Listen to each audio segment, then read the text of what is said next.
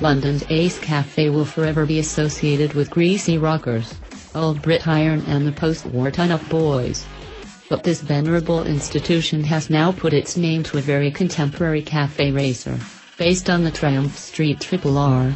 A short run of 10 675 CR Street Triple Specials will be built by Jack Lilley, the long-established West London Triumph dealer. The stock Street Triple R is not short of performance, so mechanical upgrades are minimal.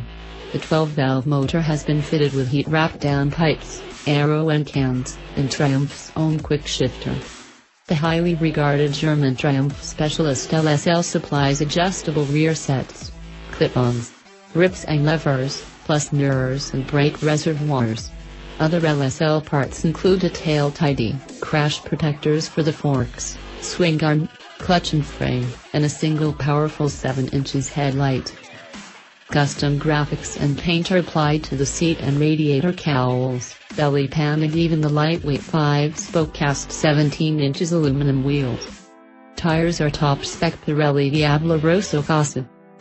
The cost of the Ace 675 CR is £12,999, around $20,700 US.